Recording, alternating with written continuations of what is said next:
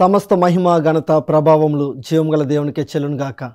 మన ప్రభువును లోక రక్షకుడును అతి త్వరలో రానియున్న జీవాధిపతి అయిన యేసుక్రీస్తు నామములో ప్రియమైన హోప్ టీవీ ప్రేక్షకులకు శుభాభివందనాలు తెలియజేస్తూ ఉన్నాను.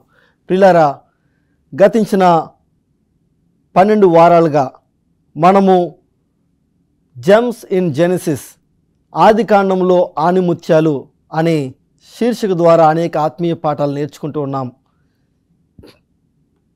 ఈ సమయంలో మనము 13వ వర్తమానము from prisoner to prime minister అనే వర్తమానాన్ని ధ్యానం చేయనుండగా పరిశుద్ధాత్మ సహాయం కొరకు ప్రార్థన చేసుకుని ముందుకు వెళ్దాం.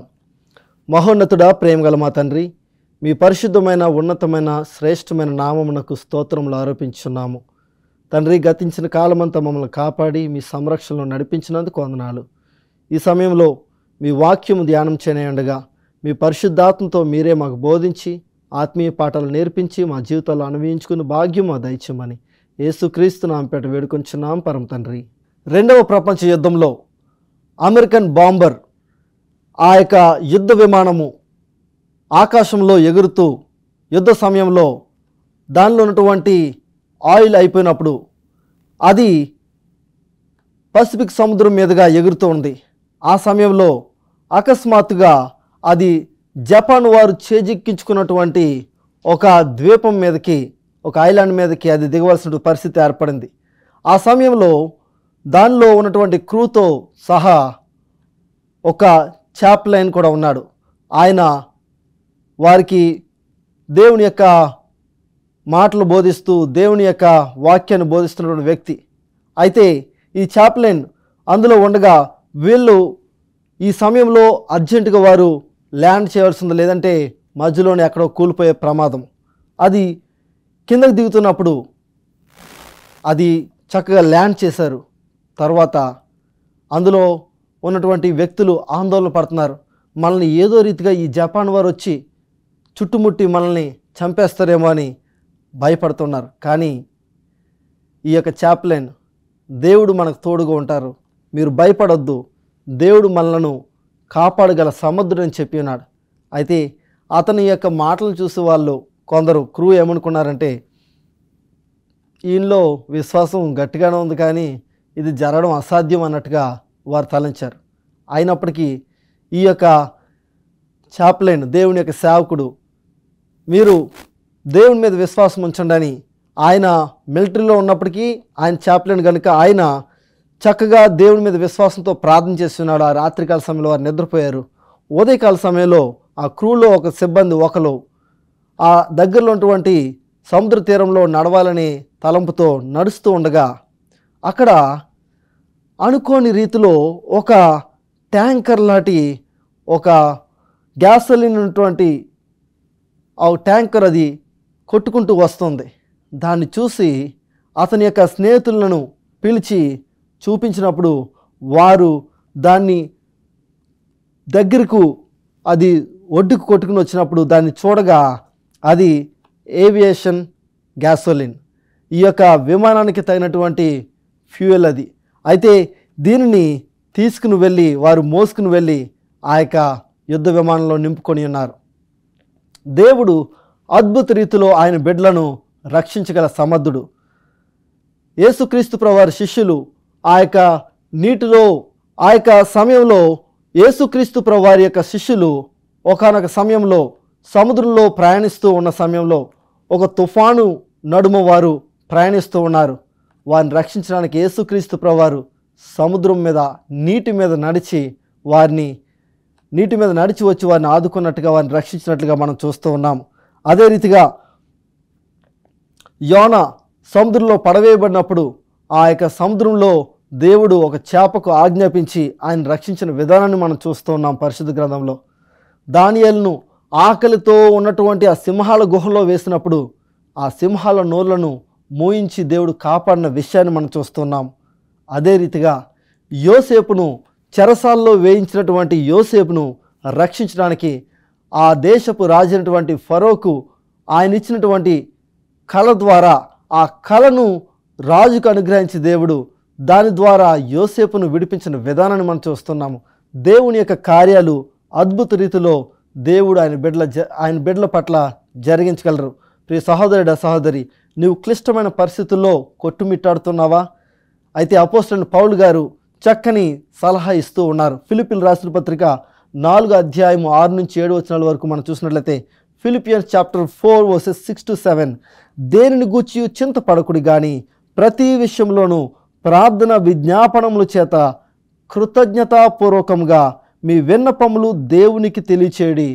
అప్పుడు సమస్త జ్ఞానమునకు మించిన దేవుని సమాధానము మీ హృదయములకును మీ తలంపులకును కావలియుండును అని లేఖనము సెలవిస్తుంది. యేసుక్రీస్తు వలన మన హృదయములకు కావలి ఉంచుతారని దేవుడు సెలవిస్తూ ఉన్నారు, వాగ్దానం చేస్తున్నారు. కాబట్టి దేనిని గూర్చి కూడా చింతపడొద్దు, మీ చింత యావత్తు దేవుని మీద వేయండి అని అపోస్తలుడైన పౌలు గారు తెలియజేస్తూ ఉన్నారు. అదే రీతిగా అపోస్తలుడైన పేతురు గారు 1 పేతురు 5:7 సెలవిస్తున్నారు, cast all your anxiety on him because he cares for you. మీ చింత యావత్తు ఆయన మీద వేయడి, ఆయన మిమ్మల్ని గూర్చి పట్టించుకొనిచున్నాడని సెలవిస్తూ ఉన్నారు. అవును ప్రియులారా, మీ జీవితంలో ఎన్ని కష్టాలు గుండా మీరు వెళ్తున్నప్పటికీ మీ చింత, మీ యొక్క కష్ట పరిస్థితుల్లో, మీ క్లిష్ట పరిస్థితుల్లో మీ యొక్క బాధ అంతటినీ కూడా ప్రభువుకు అప్పగించి, ప్రభువా నన్ను విడిపించంటే ఖచ్చితంగా విడిపించగల సమర్థుడు మన దేవుడు. యోసేపు న్యాయంగా నమ్మకంగా ఉన్నందుకు ఆయన తీసుకుని వెళ్ళి చెరసాల్లో వేయించారు. యోసేపు పాపము చేయను అని పాపాన్ని త్యజించినందుకు అతడు శ్రమల పాలయ్యాడు. అయితే వాస్తవానికి ఆ పోతిఫర్ యొక్క భార్య యోసేపు మీద వేసినటువంటి నిందకు వాస్తవానికి యోసేపును చంపివేయాలి. కానీ యోసేపు పట్ల ఉన్నటువంటి నమ్మకము పోతిఫరు ఆ రీతిగా చేయకుండా కాపాడింది. కారణం ఏంటంటే పోతిఫర్కు తెలుసు యోసేపు నమ్మకస్తుడు, యోసేపు ఖచ్చితంగా ఇటువంటి పాపము చేయడానికి ముందుకు వెళ్ళడని. యోసేపు పట్ల, తన గుణశీలత పట్ల అతని నమ్మకం ఉంది. అయినప్పటికీ తన యొక్క పలుకుబడిని కాపాడుకోవడం కోసం ఆయన పోతిఫరు యోసేపును తీసుకెళ్లి చెరసాల్లో వేయించాడు. నీతిగా ఉన్నటువంటి వ్యక్తి చెరసాల్లో వేయబడ్డాడు. అయినప్పటికీ దేవుడు ఆయన్ని అక్కడ విడిచిపెట్టలేదు. చెరసాల్లో ఉండగా అక్కడే అదే చెరసాల్లో అంచెలంచెలుగా ఎదుగుతూ ఉన్నాడు. ఆ యొక్క చెరసాలంతటికి కూడా ఒక అధికారిగా మారిపోయి ఉన్నాడు. అందులోనే చెరసాల్లో ఉన్నప్పటికీ అతను అనేక బాధ్యతలు వహిస్తూ ఆ చెరసాల్లో ఒక అధికారిగా అతను ఉన్నటువంటి పరిస్థితికి వెళ్ళినట్లుగా మనం చూస్తూ ఉన్నాం. యోసేపును ఎక్కడా కూడా దేవుడు విడిచిపెట్టలేదు. చెరసాల్లో అయినా, రాజగృహమైన యోసేపు దేవుడు నాకుంటే నాకు ఏదైనా సరే నా దేవుడు నన్ను విడిచిపెట్టని నమ్మి ఉన్నాడు. అయితే యోసేపు ఆ చెరసాల్లో ఉండగా భక్ష్యకారుల అధిపతి, పానదాయకుల అధిపతి వారిద్దరూ కూడా రాజగృహం నుండి వారు చెరసాల్లో వేయబడి ఉన్నారు. అయితే ఆ సమయంలో వారిద్దరూ కూడా ఆందోళనలో ఉన్నారు, బాధలో ఉన్నారు. కారణం ఏంటంటే వారికి ఒక కల వచ్చింది. ఆ కల విషయంలో వారు యోసేపుతో చెప్పుకోగా యోసేపు వారితో ఇలా అన్నాడు, కలలు దాని భావములు చెప్పగల సామర్థ్యము దేవుని వశమని చెప్పి దేవుణ్ణి గణపరిచి వారికి వచ్చినటువంటి కలలు గూర్చి అడిగినప్పుడు వారు చెప్పినటువంటి కళను బట్టి వారికి చక్కని జవాబిచ్చున్నాడు. దేవుని యొక్క జ్ఞానంతో ఆ కళల భావాన్ని చెప్పి ఉన్నాడు. అయితే ఈ యొక్క పానదాయకుల అధిపతితో నీవు మరలా నీ యొక్క స్థానంలోనికి, నీ యొక్క పొజిషన్కి వెళ్ళిన తర్వాత నన్ను జ్ఞాపకం చేసుకోమని చెప్పి ఉన్నాడు. అయితే అతను వెళ్ళిన తర్వాత మరలా తన పనిలో యథావిధిగా తన యొక్క పనిలో పడి మర్చిపోయాడు, యోసేపును మర్చిపోయాడు. యోసేపు ఆ యొక్క చెరసాల్లోనే ఉన్నాడు, ప్రార్థిస్తున్నాడు, దేవుని సమయం కొరకు ఎదురు చూస్తున్నాడు. అటువంటి సమయంలో దేవుడు ఆ దేశపు రాజుకు, ఫరోకు దేవుడు ఒక కళను ఇచ్చి ఉన్నారు. ఆ కళను 2 కళలు వచ్చి ఉన్నాయి. ఆ కళను బట్టి అతడు ఎంతో కలవరపడ్డాడు. ఆ సమయంలో ఆ రాజు తన దేశంలో ఉన్నటువంటి జ్ఞానులను పిలిపించిన ఎవరు కూడా సరైనటువంటి సమాధానం చెప్పలేని పరిస్థితి. ఆ సమయంలో ఈ పానదాయకుల అధిపతి అంటూ ఉన్నాడు, చెరసాల్లో ఒక హెబ్రీయుడు ఉన్నాడు, చెరసాల్లో ఒక యవనస్తుడున్నాడు, అతనికి కలల భావం చెప్పగల సామర్థ్యం ఉందని చెప్పి ఉన్నాడు. అయితే ఆ యొక్క యవనస్తుని ఇప్పుడే హుటాహుటిన వెంటనే నా యొద్దకు తీసుకురండి అని చెప్పినప్పుడు రాజుగారి యొక్క ఆజ్ఞ మేరకు యోసేపును చెరసాల నుండి విడిపించి యోసేపును తీసుకొచ్చినప్పుడు యోసేపుకి చక్కని వస్త్రములు ధరింపచేసి రాజవస్త్రములు లాంటి చక్కని వస్త్రములు ధరింపచేసి రాజు ముందు అతను నిలబెట్టి ఉన్నారు. యోసేపు రాజుకు వచ్చినటువంటి కలల విషయంలో దేవుని యొక్క చిత్తం కొరకు కనుగొని తన యొక్క రాజు చెప్పినటువంటి కళను దాని భావమును రాజుకి వివరించడానికి దేవుని యొద్ద నుండి జ్ఞానం పొందుకొని ఉన్నాడు. ఇక్కడ మనం చూసినప్పుడు ఆ రాజుకు వచ్చినటువంటి కళలు ఒక చక్కగా బలిసినటువంటి ఆవులు ఆ యొక్క నీటిలోంచి పైకి వచ్చి మేత మేస్తున్నాయి. అయితే మరికొన్ని ఆవులు ఒక 5-7 ఆవులు మరల బక్క చిక్కినటువంటి 7 ఆవులు బలిసి చక్కగా ఉన్నటువంటి ఆవులను ఈ బక్క చిక్కినటువంటి నీరసించిపోయినటువంటి ఈ 7 ఆవులు వచ్చి ఈ 7 ఆవుల్ని మింగేశాయి. అదే రీతిగా చక్కగా పుష్టిగున్నటువంటి వెన్నులను చూస్తున్నాడు. అదే రీతిగా పలచగా సరిగా వెన్ను పట్టినటువంటి వెన్నులను కూడా చూస్తున్నాడు. ఫరో రాజు తనకు వచ్చినటువంటి కలల విషయంలో ఆందోళన పడి కలతపడి కలవరపడుతున్నటువంటి ఆ వేళలో యోసేపును అంటే తన దేశపు జ్ఞానులను ప్రక్కన పెట్టి ఆ మాటకు వస్తే ఒక బానిసను సంప్రదించడం, ఒక పరదేశిని సంప్రదించడము ఫరోకు నామోషి. అయినా సరే తన ఆందోళనను బట్టి అతడు ఆ ఆందోళన నుండి బయటకు రావడానికి తక్కువ వారి చేతనైనా సరే ఈ యొక్క సేవను అంగీకరించడానికి ఆ యొక్క కళ యొక్క భావాన్ని తెలుసుకోవడానికి అతడు సిద్ధంగా ఉన్నాడు. వెంటనే రాజు యోసేపును పిలిపించి ఆ యొక్క చెరసాల దుస్తులు తీయించి చక్కని దుస్తులు ధరింపజేసి రాజు ముందు అతను నిలబెట్టి ఉన్నారు. అయితే యోసేపు రాజు ఎదుట నిలబడినప్పుడు రాజు తనకు వచ్చినటువంటి కలలు గూర్చి వివరిస్తున్నాడు. ఈ విషయాన్ని ఆదికాండము 41వ అధ్యాయంలో మనం చదవగలము.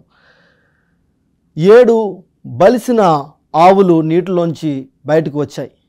అయితే ఆ తరువాత 7 బక్క చిక్కిన వికారమైనటువంటి ఆవులు ఆ నీటిలోంచి బయటకు వచ్చి ఈ బలిసి ఉన్నటువంటి ఆ ఆవులు మేత మేయుచుండగా వాటిని ఈ యొక్క బక్క చిక్కిన వికారమైనటువంటి ఆవులు తినివేస్తున్నట్లుగా చూస్తున్నాడు.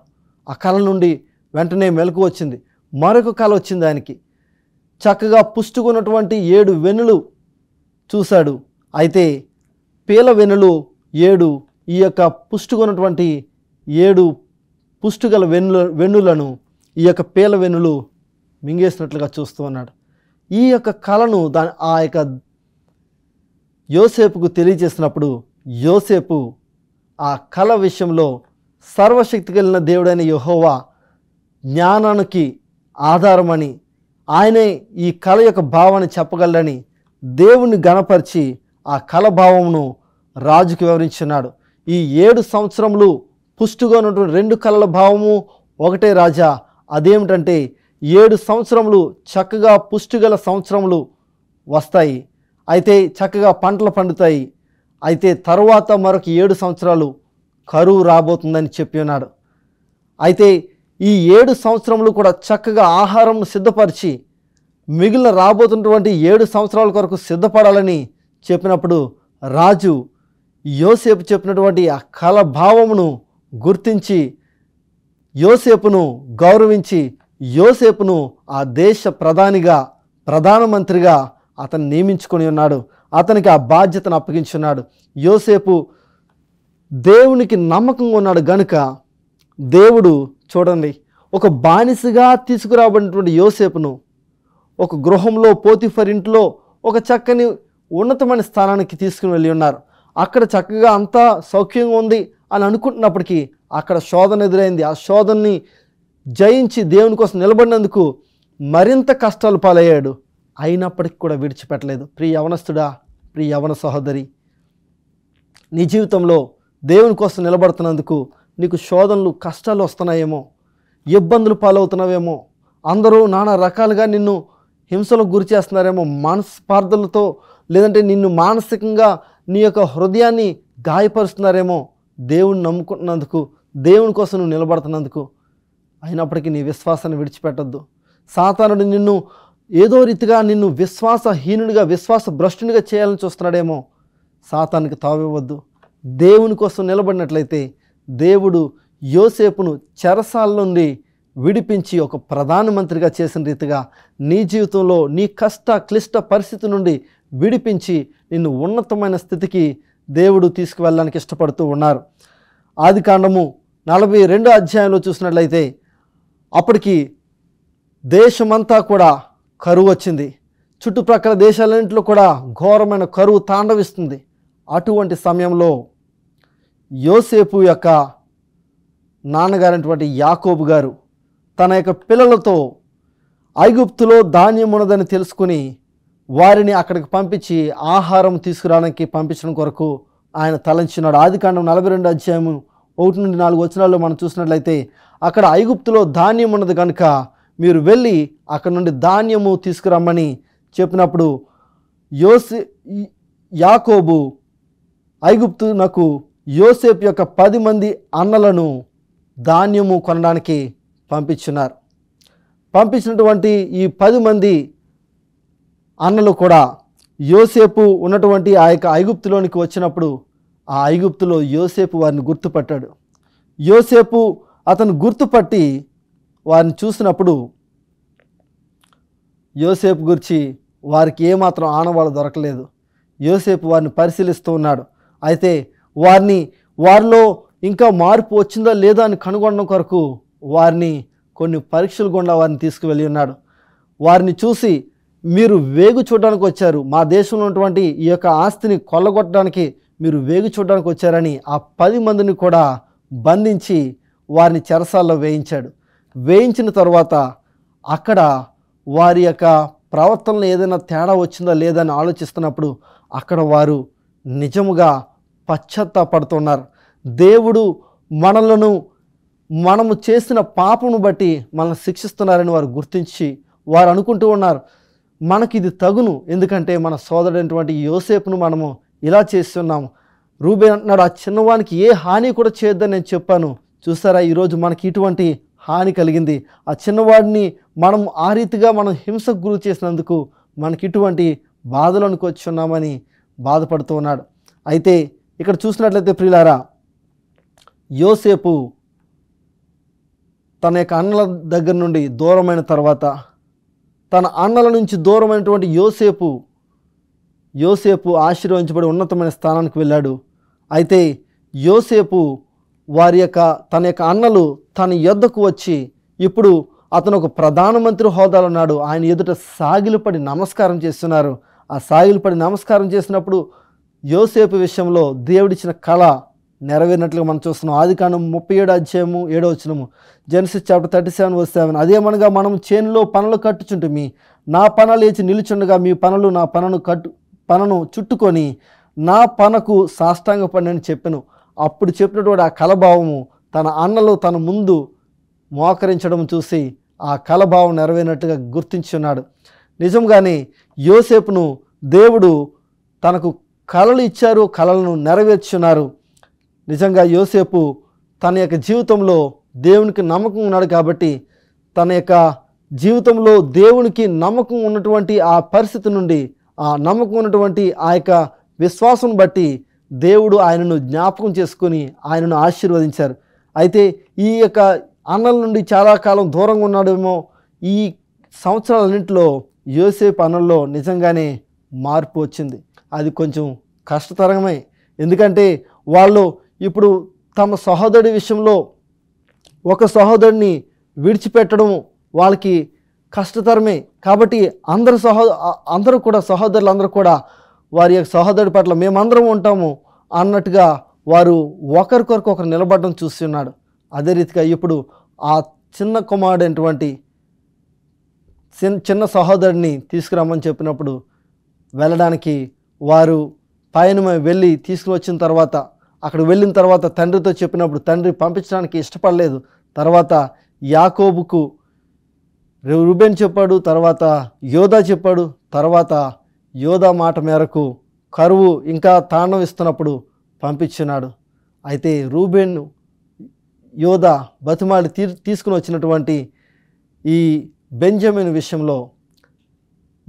విషయంలో మనం చూసినట్లయితే, బెన్యామీను ఎప్పుడైతే తన ఎదుట యోసేపు ఎదుట కనబడ్డాడో యోసేపులో తీవ్రమైన దుఃఖము, బాధ కలిగింది. ఎందుకంటే తన సోదరుని ఎన్నో సంవత్సరాలుగా మిస్ అయ్యాడు.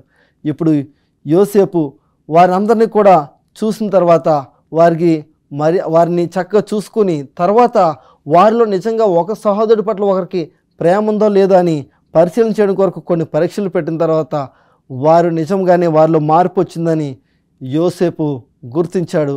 ఆఖరికి యోసేపు, నేనే మీ సహోదరుడినటువంటి, మీరు నన్ను అమ్మివేస్తారు కానీ దేవుడు ఒక మేలు కొరకే నన్ను ఇక్కడ తీసుకొచ్చి ఉన్నతమైన స్థానంలో ఉంచారని తనను తాను బయలుపరుచుకున్నాడు. ఒక గొప్ప అనుభవం అది. యోసేపు తన సోదరులు తనకు కీడు చేసినప్పటికీ వారిని క్షమించాడు, వారిని ప్రేమించాడు. అటు రీతిగానే మనము కూడా మనకు విరోధంగా ఎవరైనా కీడు చేసినట్లయితే వారికి క్షమిస్తూ ప్రేమతో ప్రభు ప్రేమలో ముందుకు సాగుదాము. అటు కృప ధన్యత దేవుడు మనకు కలిగించును గాక. May God bless you. May God continue to be with you and guide you. Amen.